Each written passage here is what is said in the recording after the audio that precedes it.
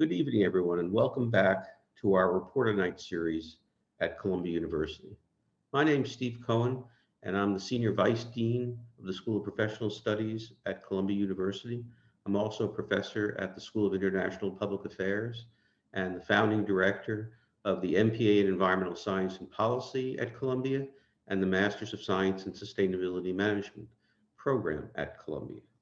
I'd once again like to thank Claudia Dreifus, our very own Columbia professor and interviewer on literary and cultural subjects at the New York Review of Books. Claudia put this virtual event together for Columbia students and faculty, as well as for the general public. Claudia teaches at our School of International Public Affairs and in the Sustainability Management program, which is a partnership between the School of Professional Studies and the Earth Institute. She teaches a wonderful course entitled Writing About Global Science for the International Media. Her current and former students are joining us on this call this evening. Tonight, Claudia will be interviewing Oscar nominee, Emmy and Tony Award winning actor and science communicator, Alan Alda. Mr. Alda's acting career spans decades and includes beloved roles on television series such as M.A.S.H and The West Wing. More recently, he founded the Alan Alda Center for Communicating Science at Stonybrook University, where he teaches scientists and medical students how to use journalism and theater to tell their stories more effectively. This evening, he'll discuss with Professor Dreifus his personal journey from performer to teacher. We're very excited to have Alan Alda here at Columbia tonight, and we're looking forward to hearing his perspective on this topic. With that, I'd like to turn it over to Claudia. Well, thank you, Dean Cohen. Thank you so much. When one looks at Alan Alda's CV or his Wikipedia site, there's no way not to be impressed. The word is awestruck. This Emmy Tony winning actor has starred in dozens and dozens of movies, many of which he wrote and directed himself. Alan, let's get to the point fasto. How did you come to start a university-based science communication program? It began when I was about 2 years old. The other day I was 85, so it's a long time ago. And the reason I say it began then at such an early age is that's when I started to stand in the wings watching my father perform on stage. And at that time, he was a singer and a straight man in burlesque. So I saw the comics do their routines. Later, he was in vaudeville, and I saw the magician from the wings. And it turns out, in my opinion, that that's the way to learn acting and to learn the theater is to watch from the wings. When I watched the magician, I think it was the great Blackstone, I could see where he hid the pigeons. So that was what was the case when I was watching actors. I watched my father from the wings every Saturday in Guys and Dolls on Broadway.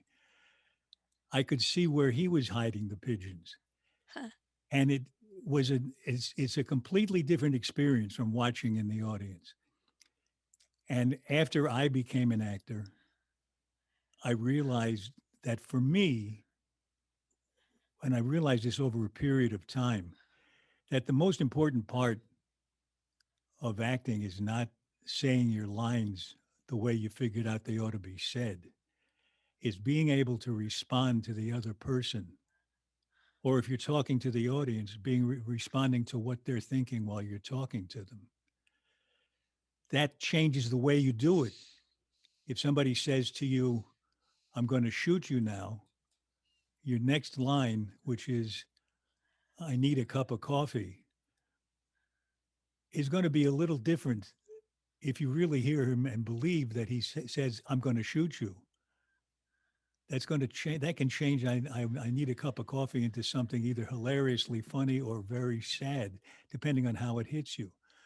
No amount of preparing how you're going to say it the night before makes up, in my mind, for the spontaneous reaction that you get in real presence, real listening.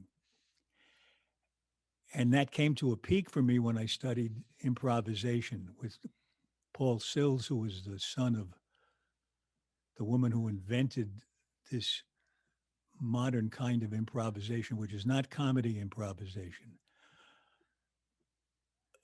Viola invented a more pure kind, which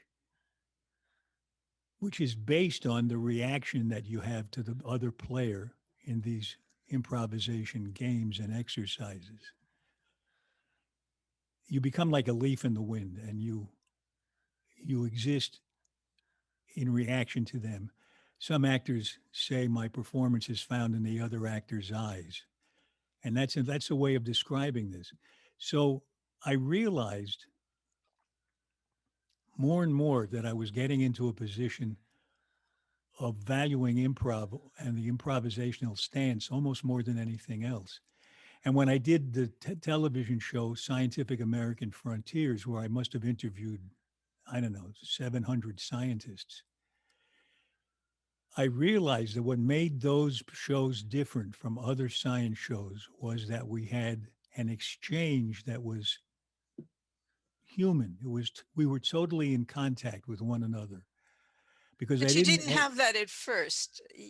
You've not told at me. it took me a little while to realize that I had something to do that I wasn't doing, which was to really take it from them.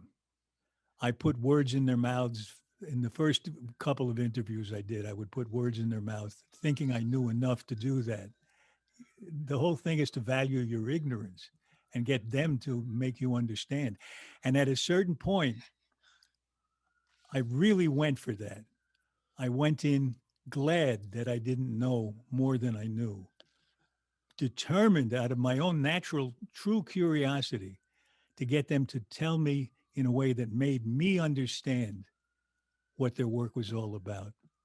That interaction changed me, and it changed the scientist. The scientist no longer gave me little lectures. Whenever they were in lecture mode, I would just I'd be all over them. Once I grabbed Eric Lander, this great genome researcher. I grabbed him by both cheeks and shook his head. And I said, I don't understand. I don't understand what you're telling me. And he's a great guy. He's very down to earth. And he's now President Biden's top science person. The first time that job has been a cabinet position. Right. It's really wonderful. And he's perfect because he's a great scientist and he's a great communicator, because he's who he is. That's so important, not to fake it. You know, I'm talking about using your curiosity, but if you fake it, I don't think it helps. I know people who pretend they don't know anything about something when they're interviewing someone, hoping that they'll get the straight story that someone who doesn't understand it will get. But it's very hard to impersonate someone who knows less than you do. It's much better to say, this is the way I think I see it. What's wrong with this? Explain it to me better so I make sure I don't get it wrong. And if you build on what you sort of know and go from there, then they're with you on this journey. Then they're trying to help you understand. They're not using you as a microphone to relay their lecture, which is usually formed in terms that are not available to the rest of the public.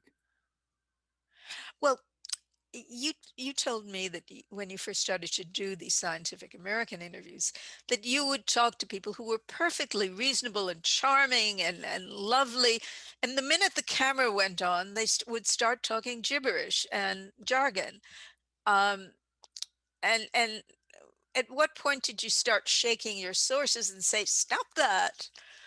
Well, you know, there was one example where that was true. Most of the time, I found if I made contact with them, and even early on, I got better at making contact, and they got better at being in contact. But even early on, they weren't hard to talk to. But there was one scientist who just makes me laugh every time I think of it, because we had this connection. We were together. We were talking in a personal tone. The words were understandable. and there was a smile or a laugh sometimes because we were spontaneous together. But at some point, I think she realized that what she was telling me was just like a lecture she made routinely.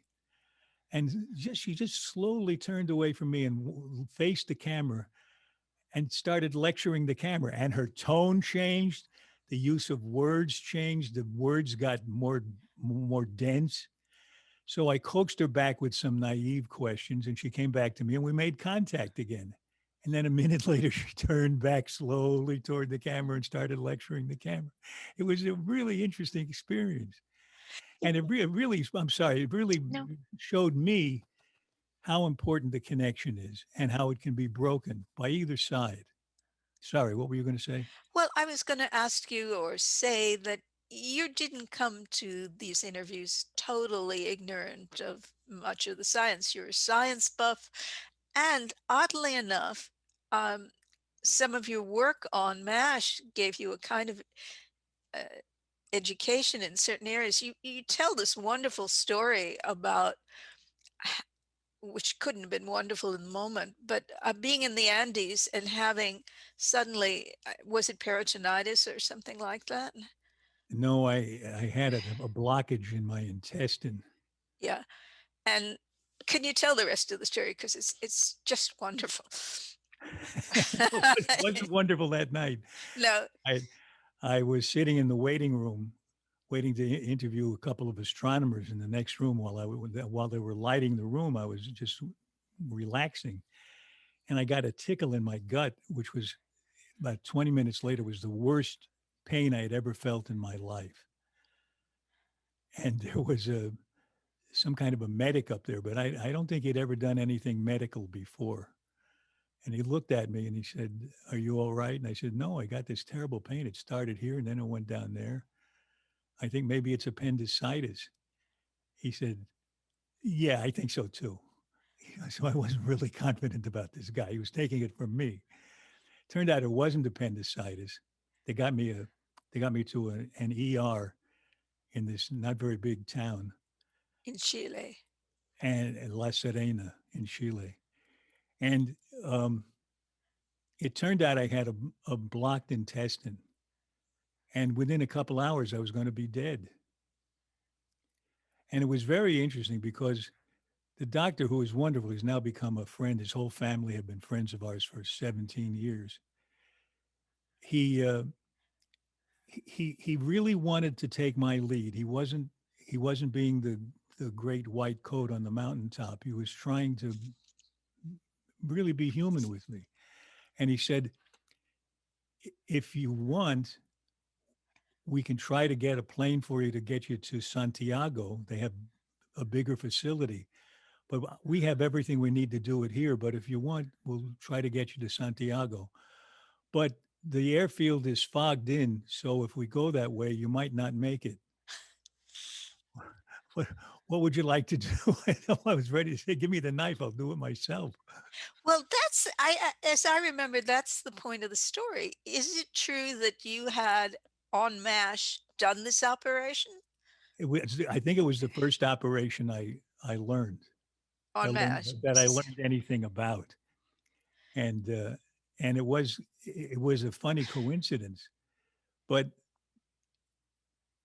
it didn't. It's so interesting. He could do the operation. I had read about it, and I made believe I did the operation.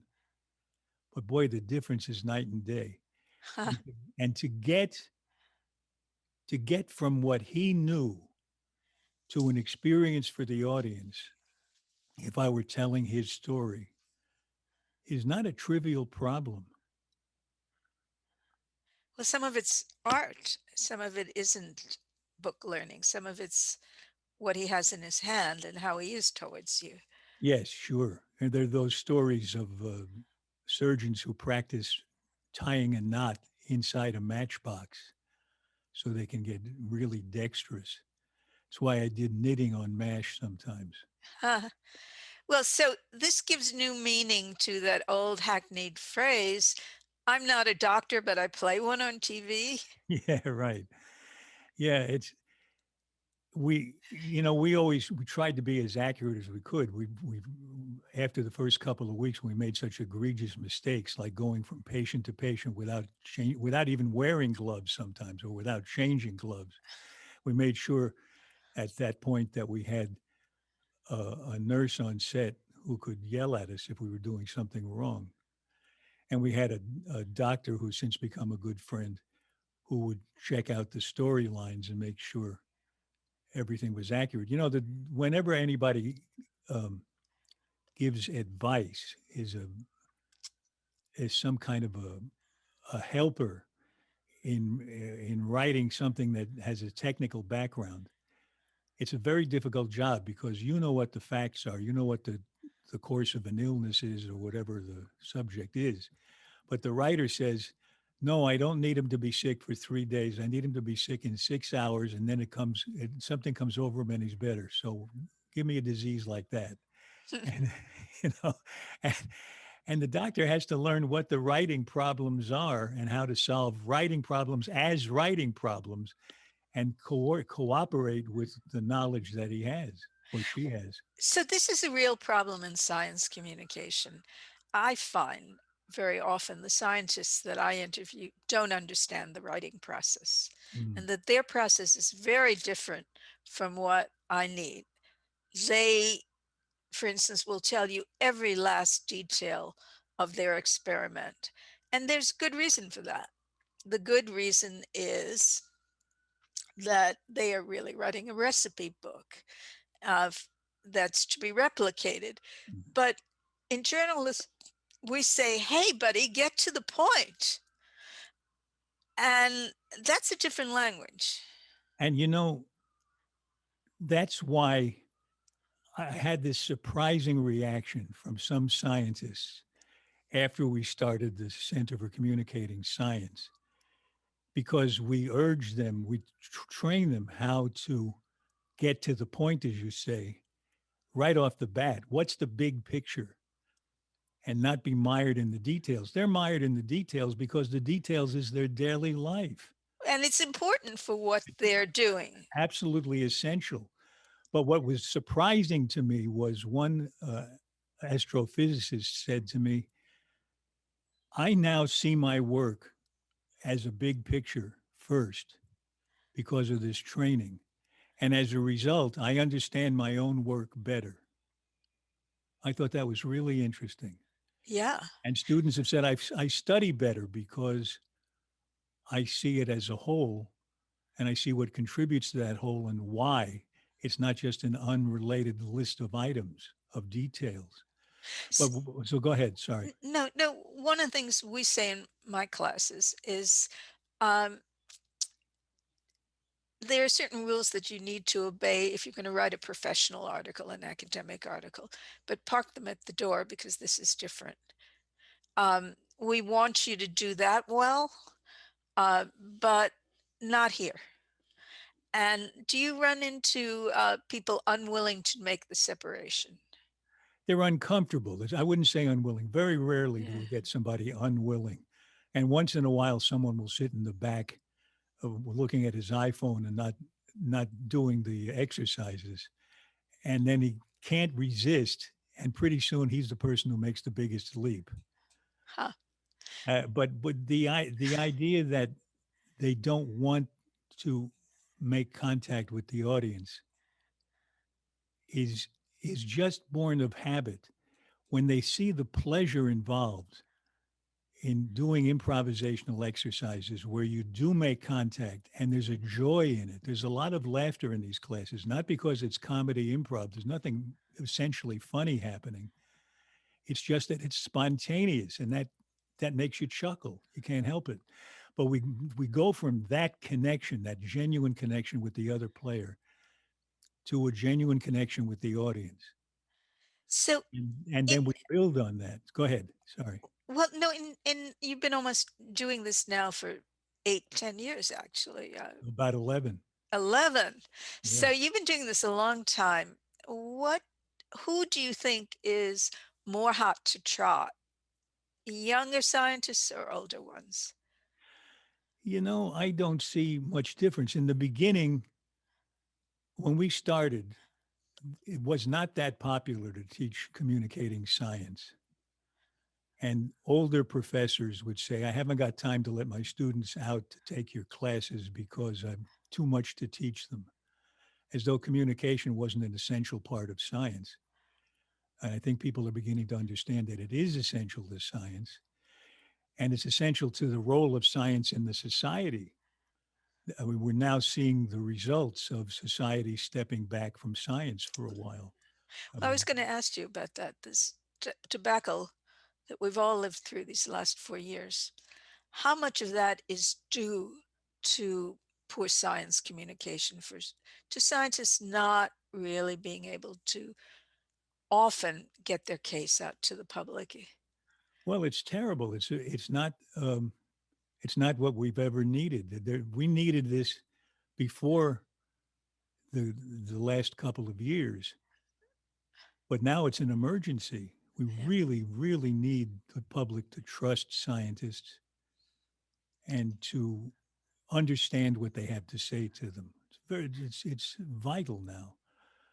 But it always was important because where's the funding going to go? When we started, a member of Congress said to me, "You don't have to tell me about the need for this." I think he said just last week or so, we had scientists talking to us. They were on one side of a table and members of Congress were on the other side, and they were making their pitch for a lot of money for a project. And the members of Congress were passing notes to one another, and the notes said things like, "Do you understand what this guy is saying? If you want the money, you got to be clear.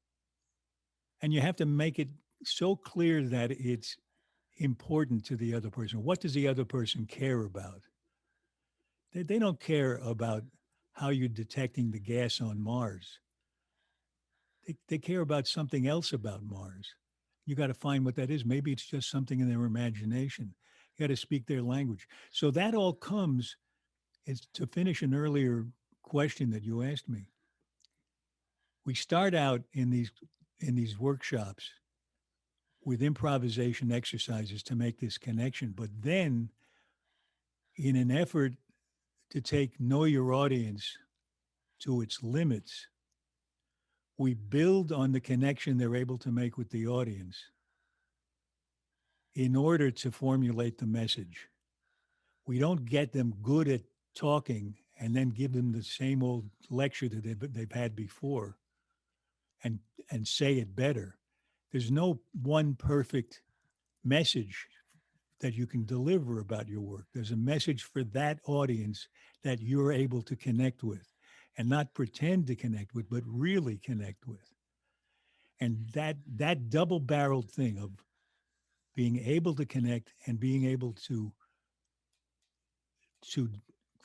form to formulate your message in terms of who you're talking to. What are they thinking as you talk to them? And as a matter of fact, I don't know if you found this in your own work. I found it in mine. When I'm writing, I'm doing the exact same thing I just described about speaking. Maybe not exact, but it's very similar. I'm making an estimate of what the person is going through who's reading this. Maybe not the first draft, but certainly the next draft. I'm seeing how, if they read that sentence, are they prepared for this next sentence? Oh, absolutely. And what I say to my students is that writing is a little bit like a piece of sculpture, and you shape it. But the thing that makes you shape it is, does this make sense? Is it, as in acting, is it motivated? Yeah. You ask that question when you write. Um, who do you think is a really good science communicator right now? Well, Brian Greene is terrific. Yeah, the best.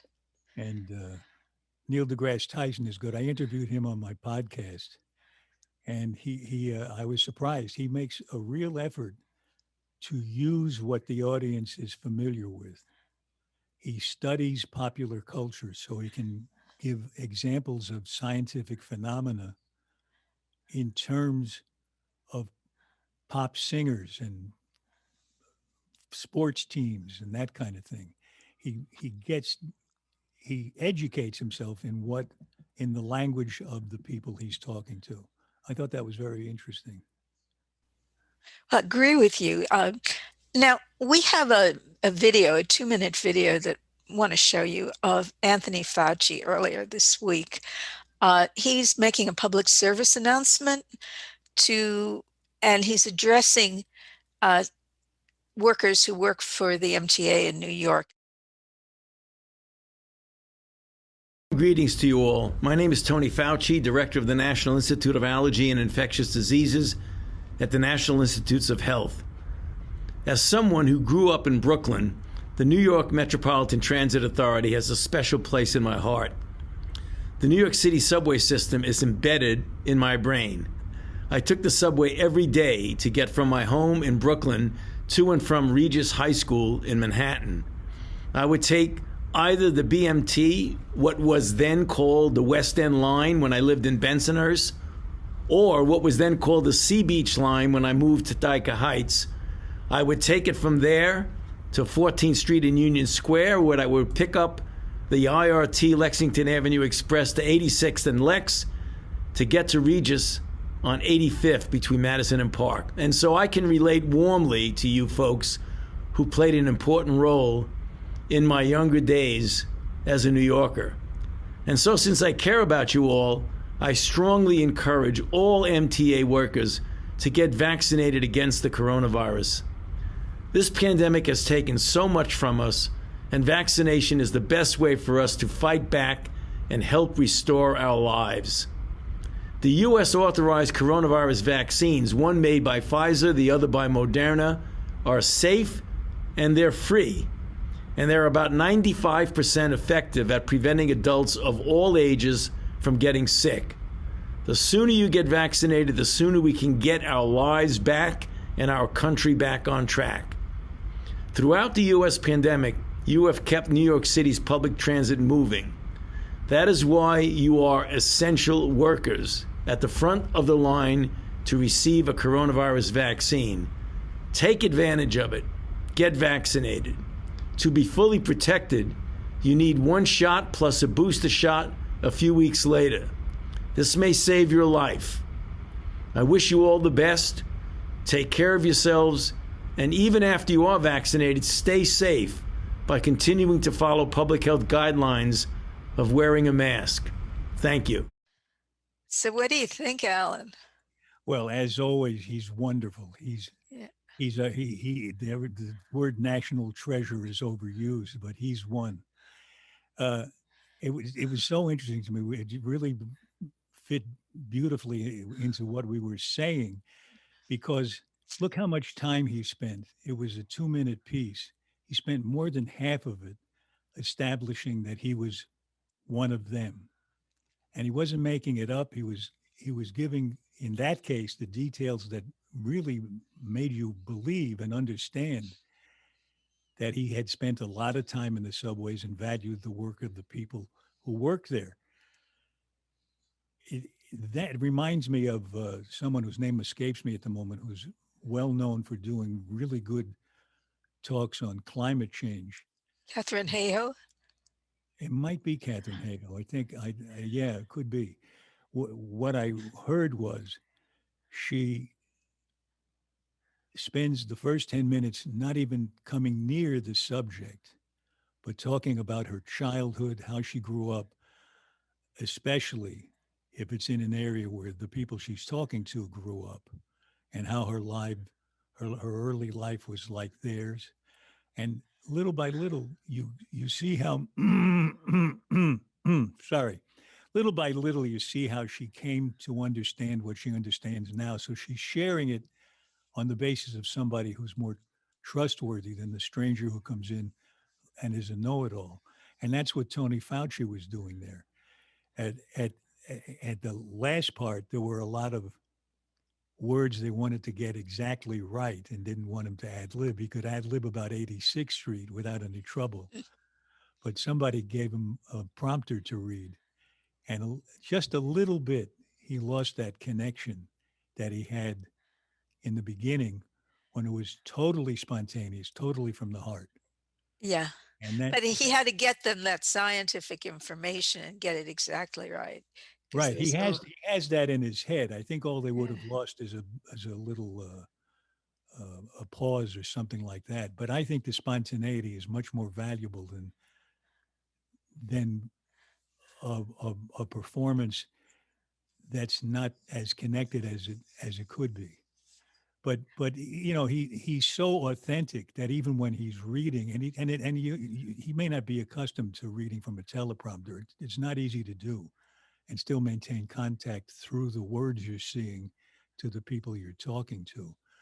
But even so, his natural behavior is so authentic that I may be one of the few people who would have noticed I believe he was reading at the end.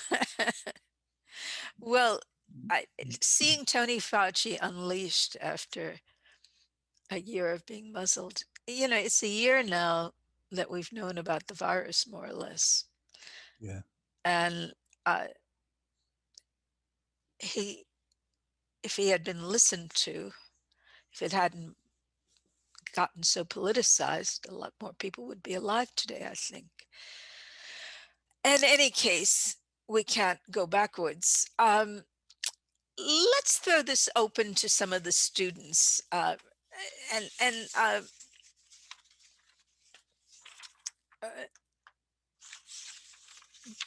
uh, Bernur, forgive me, I'm going to butcher your last name. So, bear with me. You have a really good basic question. My question was whether you liked science when you were in school or, when you were little. I did. I loved it. I was always curious about science. I was curious about everything. I was an amateur inventor. When I was 6, I thought I was doing experiments. On a card table, I would mix my mother's face powder with toothpaste to see if I could get it to blow up. And No, I couldn't. Unfortunately, I couldn't reach the things in the house that would blow up if I put them together. Put them together.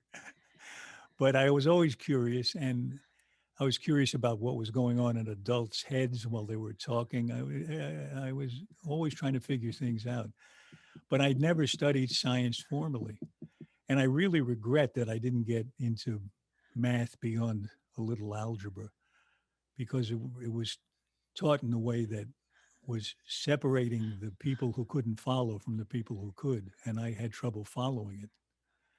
So I didn't. I didn't get chemistry. I didn't get basic things. I had to pick it. Whatever little bit I know, I picked up on the way talking to scientists, which has been very valuable for me because I get to talk to the people who really know, and I get patches of understanding.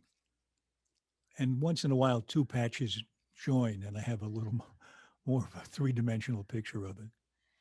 yeah, Allison Day, who's a student in the current class, asked a question that several people sent in, and she wanted to know, what have you learned from people who might not have your worldview? What have I learned from?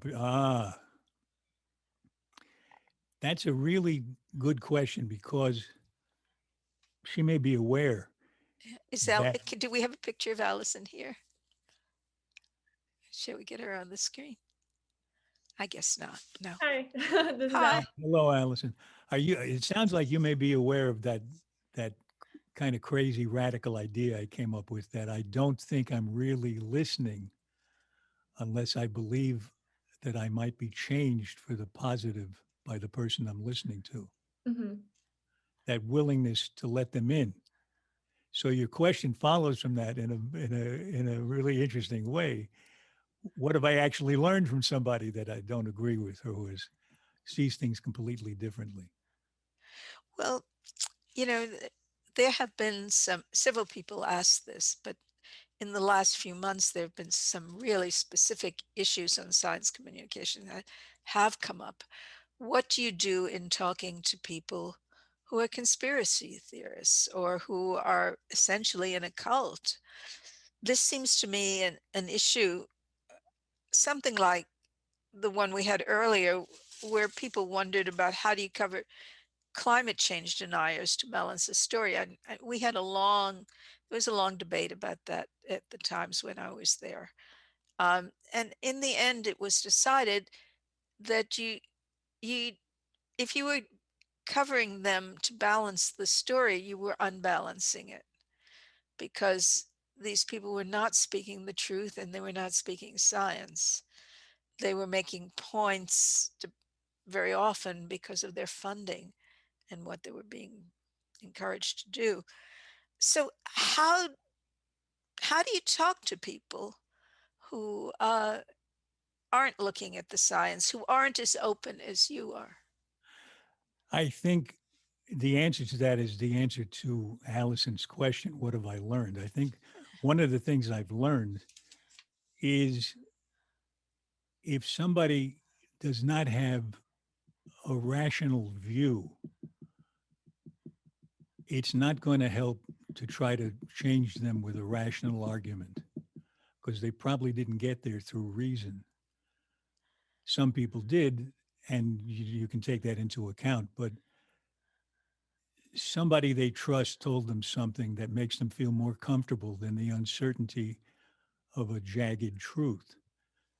So I think the thing to do is listen more, get them talking, get them to retrace their steps to how they arrived at this. But this means you have to really listen. You can't listen in lecture mode. You can't listen judgmentally. You have to now, and it's not easy. Depending how deep someone is into what are now called conspiracy theories, even though they're not all about conspiracies, they're just about crazy descriptions of why things are the way they are.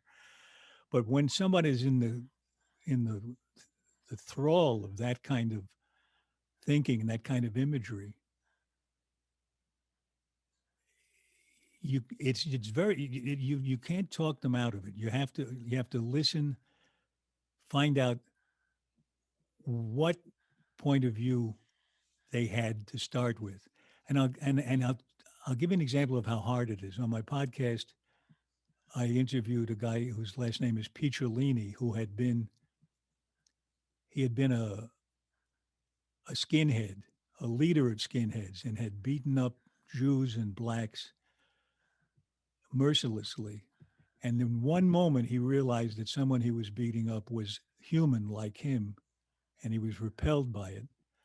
And he stopped and he quit, and then devoted the rest of his life to helping others get out of that movement. He would take sometimes 2 years to work on one person. It's not easy. Yeah. And he would introduce them to the idea step by step, slowly, that these are people and not a lower form of existence. He tells wonderful stories, which I won't tell now. Yeah. Viola, you had a very interesting question about communicating climate change.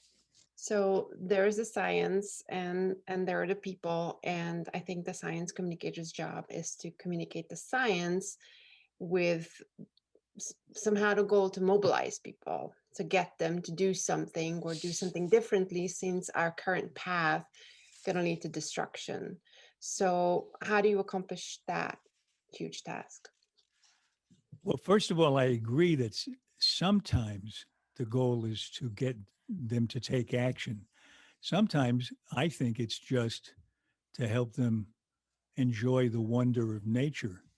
I mean, usually, if you read one of those wonderful pieces by Dennis Overby Yes. about what's happening billions of light years away, there's not much action you can take about that, except to get so in love with it that when it comes time to fund it, you don't say, who cares about how the universe was formed, or who cares how galaxies fall, speed away from one another, or how stars die. What difference does it make to me?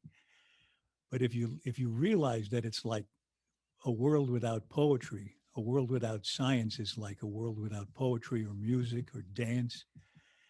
If you get them to think of it in the same way as that, then science will go on and their lives will be enriched. So I think for that reason and for the reason of getting them to take action, like personal action in terms of how they can personally help the issue of climate change or how they can vote to fund it. In all these cases, the more excited they get by it, the more in love they get with science, the better off they'll be and the better off the rest of us will be, in my opinion. But there's one other thing that I is kind of important to me, and I wonder how you feel about this, Claudia, and Viola too. It seems to me that one of the things, regardless of what your article is about, regardless of the particular scientific study that is newsworthy and that people ought to know about, there are basic things about the way science is done that most people don't understand. They don't understand sometimes the most basics like evidence, the importance of evidence, peer review, that a scientist isn't just getting an idea and saying, and so that's the way it is. It's checked out. The other thing is that science, any bit of research, any one study, doesn't tell you everything you need to know for all time about that subject. It can be attacked from different angles, and you might come up with different conclusions depending on those circumstances of the particular study being done. Like one year they tell you coffee is good for you, and the next year they tell you it's bad for you, then it's back to good for you. Well, we'll stay with good. I kind of need your advice on this. Because you're the expert at communicating science in print like this, and you have a deadline and you have a certain amount of space that's allotted, I assume. You have a particular story to tell. Is it possible to find phrases in the course of which you let them know that there's going to be more studies after this, that there need to be, that this is the result of other studies and that kind of thing, where some of the basics of how science is done, I would hope could be imparted in the reporting of specific science. What do you think? It depends, because some of it is really very tedious, how it's done, but that concept is not. What the problem is, I think, is that when you're interviewing scientists, they use this phrase, well, more research needs to be done, as a way of not being specific, not committing themselves to a finding, which has some point to it, because all science is provisional until proved or unproved. But I find it's infuriating to interview people who won't really tell you anything conclusive. Now, in some cases, they can't. But so what they tell you, more studies need to be done. That's a hackneyed phrase. That's like how in television they always say, only time will tell. Yeah, right. Or the one thing we do know is. Yeah. So, it's a hackneyed phrase, but there certainly are people who know how to tell scientific stories in a way that's very exciting. And the person you mentioned, Dennis Overby, he takes things like the death of the universe or the death of the sun, and he tells us about it, and it is interesting. Yeah. But that's a rare talent. He wraps it up in stories. Well, that's a talent that to some extent can be taught. Yeah. It's one of the things we try to do. We really we have a segment often in our workshop where we get the scientists to tell us their story, and they are stumped by the word story very often. What is a story? We're storytelling animals, and yet most of us have never analyzed what makes the stories up that we tell. How are they constructed? And when we get home and somebody says, how was your day? And we say, not so good, that's not a story. But if we say, I was backing out of the parking lot and I saw this carriage coming by and I had to put on the brakes in a hurry, and all of a sudden they're into a story. and they don't recognize that they're telling a story, but they are. And if you break it down and show them how they can take some accident that happened in the lab one day and turn it into a story that reveals the essence of their work, that's gold. Yeah. And what I often say to the scientists I'm interviewing is your discovery and the process you went through to get there is a story. Yeah.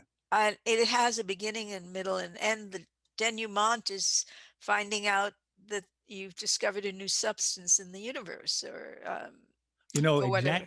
Exactly along those lines. As I think you know, I wrote a play about Marie Curie. And in the course of working on it, I read her doctoral thesis, which was all about the discovery, her work on radiation. And what shocked me was there was only one word in it that I didn't understand. And it had to do with the floor, which was made of a material that we don't talk about much. And I can't even remember the name of it, but it's like, it's not, it's some greasy material. It wasn't even a real floor. And what astonished me was 105 years ago, whatever that was, she told her she told the story of her research work in ways that are not done now. They were communicable to the average person, and yet it was the science that eventually led to one of her Nobel Prizes. 2 Nobel Prizes. Yeah, Yeah. yeah. Amazing. Um, I know somebody who worked on a biography of her, Barbara Goldsmith, uh, and she said that Marie Curie's papers to this day are radioactive. They are. They are. That's why You didn't work with them. I was Yeah. going to do. I was going to do a play which was just actors reading from the letters of Marie, Yeah. and then I found out the letters were still radioactive, so I switched to Einstein. Yeah. He was more theoretical. But Yeah. the play I did write, I didn't go to her letters, but I did go to her lab, and in the lab is a page behind a piece of glass on a hinge in the office, and the guy showing me around opened up the glass frame, and there was the page from her notebook, Wow. and he held a Geiger counter up to it, and it tapped like a tap dancer. Wow. Wow. And the point you make about her and others, sometime in the 1930s, movies about the lives of scientists were popular entertainment. Warner Brothers did a ton of them, including the story of Marie Curie, Dr. Wassel's magic bullet, um, all of the story of Louis Pasteur. And people on a Saturday would go to the movies and learn about the lives of scientists. Why that can't be done now in a way that we can get? There's a lot of our culture that has bifurcated or splintered off into even more pieces. In those days, in the 40s, I was a kid then, and I saw a lot of movies. There would be sequences that would last 6-7 minutes of an orchestra playing a symphony or Jose Iturbi playing the piano. William Paley started a network to bring culture to the people. There was an audience for some version of culture. I mean, when you look at the movies about the great scientists you were talking about, some of the experiments they did were reduced down to a kind of a Star Trek version. If this, I remember in the Marie Curie movie, Pierre says, if number 9 lights up on this board, it'll change everything. And the light goes on 1 and then 2, and then it goes to 9. And there was no such thing like that when she did her experiment. Well, I love that movie. And they had the best marriage in that movie. I They mean, they did in real life. ah, It was such a tragedy. He was killed by a horse and carriage on a rainy day. The umbrella was hiding his view of the carriage. It was a really tragic thing for her. She almost couldn't work anymore. well, there's drama there. Pardon me? There's drama right there. Oh, that's the thing. The trouble is people's real lives often um, don't lay out as dramatic stories. Sometimes then you need three stories. Marie's life is at least three full-length plays or movies. She took a took a wagon around with an X-ray machine in it around the front during the First World War, and X-rayed soldiers who had been shot. And doctors would say, "I don't need your X-ray machine. I know I can find the bullet poking around in the leg or something." And she would say, "Just take a look, and there's the bullet. Now take it out." She and her daughter would drive this vehicle all over the front to help out. What a story. Rena had asked a very interesting question. I don't know if she's here now, but she asked, how do you talk to people, perhaps in your own family, who don't have any connection to facts, reality?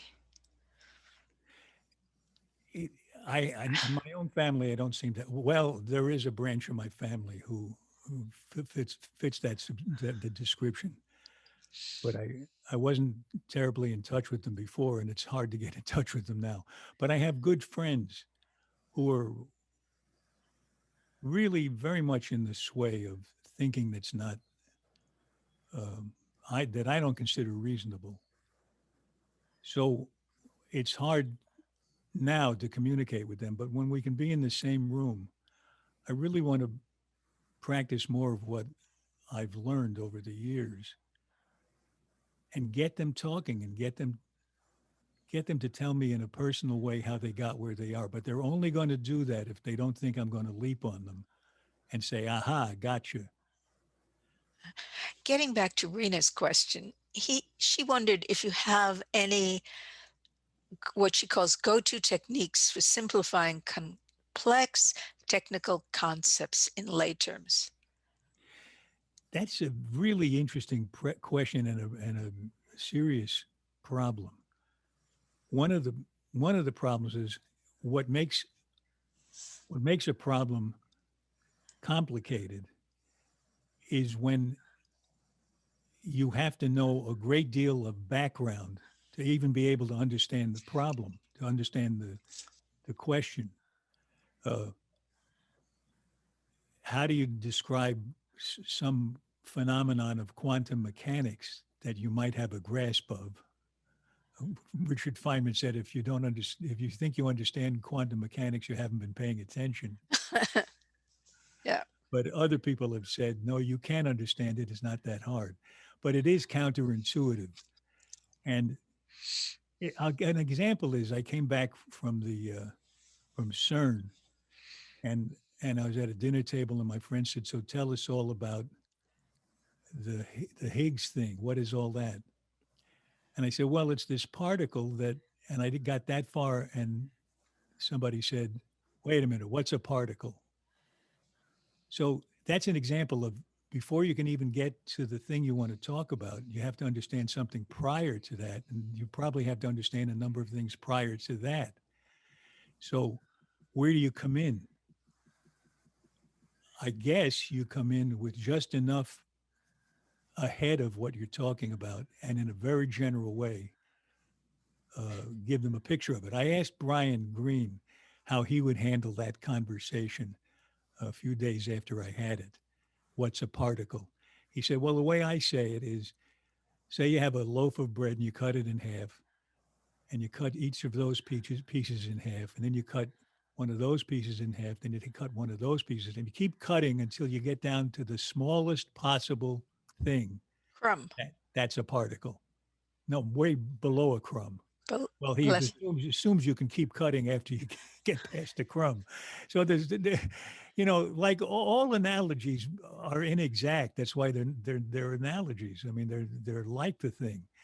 The Einstein's analogy about uh, gravity, curved space, of being like a sheet of rubber on which there's a bowling ball, and it depresses the rubber. So if you roll a ping pong ball across the rubber, it'll dip down toward the bowling ball before it gets to the other side. So the space is curved there. But that's a good explanation if the world were two-dimensional, but the world is four-dimensional, or some people say 10-dimensional. So it gives you a clue, gives you a handle, but it doesn't really give you the whole thing. That time I got sick in Chile that we were talking about, we were traveling all around the world talking to people about what happens out there in space. And everywhere I went, I said, look, I'm trying to picture the fourth dimension. I can't picture it. I can picture three dimensions, but I can't picture four. And I'm really trying. And the guy said, what makes you think you're one in 7 billion people will be able to picture it? There are certain things that we haven't got the equipment to understand in the way that they can understand it in math, for instance. And that's one reason I wish I spoke that language. Right. Dean Cohen, can we call on you if do you have some questions to ask Alan? Well, what I've heard tonight, I guess I'd just say that um, the ability to relate what how average people think about complex problems is really at the heart of what I've been hearing tonight. And the examples, the analogies actually have been magnificent. And I just have to say it's really been thrilling to listen to. So thank you. Oh, it's fun. It's always Thank fun to you. talk to Claudia and to talk to your students and former students. They raised really good questions. They're wonderful. As one of the students wrote me the other day and said, you know, Tuesday is my favorite day of the week. Uh, It made my day. It just made my day. It was so lovely. they always say that the teacher learns from the students. What have you learned? Anything that Oh, you? absolutely. How would you put it into words? Well, for one thing, it's not as factual, but it's more societal. Uh, I'm quite senior. I'm not quite as senior as you, but I'm up there. And I learn a lot from the students by not being cut off from a younger generation, and that's very important to me personally. That I don't want to be isolated in my cohort. I just want to keep on learning and moving and doing more. And this is what keeps me young, um, is my interactions with them. You know, when my wife and I were just married, there were friends we had we were in our 20s, and there were friends we had in their 60s. That was old. Yes. And it seemed like an older generation, but they accepted us into their lives and we accepted them. And all our lives, we've always found friends who were both older than us and younger, a lot younger than us if possible. Now it's harder to find people older than us, but, Well, but it's still good to get young people. my husband is 92, Oh, and good. he still teaches. And he used to tell stories about when he was teaching at Cornell, that he invited a very elderly 92-year-old who was an expert on committees and reapportionment to come talk to the students. And the students were all, who is this guy? He's going to be coming on crutches. And he was absolutely compelling. And here we are, uh, in that cohort, at least he is. Um, and he's still teaching his students government, and I'm still connected to younger people and their struggles, and that nothing can be more wonderful. So perhaps we can sort of cut first. I want to thank you. Oh, thank you. Thank you, Alan Alda, for coming to Columbia and for meeting the students. I think we've all learned a lot. But why don't we sort of end the interview, the formal interview stuff, and just sort of interact for a few minutes with the students less formally. Sure. This is always sort of like the highlight of the class. And last year we had Elizabeth Colbert come to the class, and one of the students put up her arm to the camera, and it turned out she had made a tattoo from the cover of Colbert's last book, which Wow. absolutely blew us all away. Wow. Wow. It wasn't a big tattoo, but all tattoos are permanent.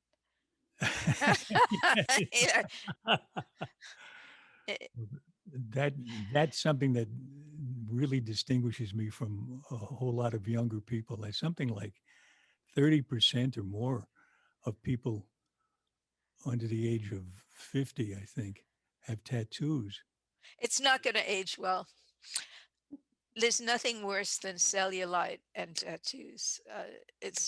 Well, they change color too. They get it's like washed out laundry or something. Right. Not good. I guess my question is, when we talk about solving problems grand scale, I wonder if you think it's more important to communicate scientific ideals to the general public or to policymakers, or if it needs to go hand in hand.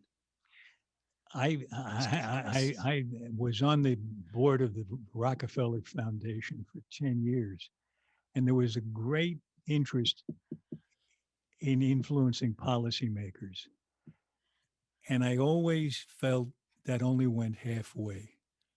I think you have to do both, because policymakers, for one thing, are also members of the wide community. And they don't think that much differently than the wide community does. So if it gets, and secondly, if the community who they represent feels strongly about something because they become excited about science, then they're going to have to respond. But if they can respond understanding what they're getting excited about, that's even better. They'll take it seriously. I think it's a mistake to concentrate only on policymakers. They don't live in a world of their own. To some extent they do, I understand that, but they have a real connection to the population, because it's not only their constituents, but the whole mood of the entire culture is ringing in their heads to some extent. Now, these days, the culture is cut off from itself, so it gets to be more difficult. People are living in two different universes to some extent. Were you going to say something, Claudia? Yeah, follow up on that. The last year has shown us how important science and listening to scientists is. We're in this pickle because a lot of people didn't, and it became politicized. Do you think that's going to change now as people recognize what happened? I don't think it's going to change now. I think it'll change eventually. But how do I know? I'm just guessing. But the Middle Ages lasted a long time. Yeah. And we're capable. Therefore, it seems it's only one example, of course, but it sounds to me like we're capable of forgetting who we are and where we came from and what we value for quite a while, until it starts all over again by itself. That's a dismal view, but I think you have to be willing to be dismal a little bit to be realistic. Yeah, because we all this last year and before saw things we never thought we'd see. I was wondering, what role do you think that humor and comedy can play in getting people engaged in serious issues like the climate crisis? I think humor is really valuable. The kind of two things about it that are essential. One is that it's funny. That's sometimes a high bar to get over. And the other is that it's not from left field. that it feels appropriate at the moment and coming from that person. There's I forget how she classifies herself, a young physicist who has a YouTube channel. I think she calls herself Science Girl or something like that. And she's funny, but she's a good teacher. So you expect humor from her. Some people expect it from me. So if I just, off the top of my head, say something stupid, it's acceptable. But you don't want to be in the position of Ronald Reagan, who got together. This is the story I read about him once. He got together in a formal meeting with the head of Russia, whoever was in charge of Russia at the time. To lighten the mood, he started off with a joke, a long, complicated story about somebody who was fat. Got to the end of the punchline. Nobody laughed because they all assumed he was telling them a fable that was the basis of his negotiating position. They didn't know he was telling them a joke to relax them. So they didn't, from the president of the United States, they didn't expect humor. So I think it has to be somehow felt to be appropriate for it to work. Are there any national leaders who are funny? Let's see. There are plenty you can laugh at. Yeah. Barack Obama was terrific at delivering material. His 8 or 10 minute piece at the, I think it was the last correspondence dinner. What do you call, what's that dinner called? Yeah, Gridiron. Yeah, yeah. He was hilarious. I mean, it wasn't just that he had good material. He really could time it and he played it well.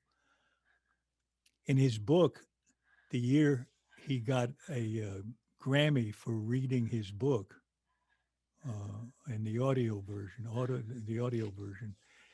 I listened to it, and he did several voices in conversation, and his accent was distinct as each person, and it was really remarkable. So when I heard that, we were both nominated the same year for reading our books, and when I heard his book, I thought, oh well, I get it. He deserves it. He's good. Did he get it? Yeah, he got it. Yeah. So are there further questions before we say good night? And thank Alan for such generosity and kindness and I had a wonderful interesting. time with you, as I always do. Thank you. Right. And Well, it was great thank to you. meet you students. I really enjoyed that. Students, let us say Zoom thank yous. There's a whole new language here, you know. Anyway, I wish you continued good luck with the center, and you're doing the Lord's work, even if we don't believe in the Lord, and you're doing it. Thank you. Thank you so much. Good luck with yours. And here's the Zoom goodbye. Zoom goodbye. Good night. Good night.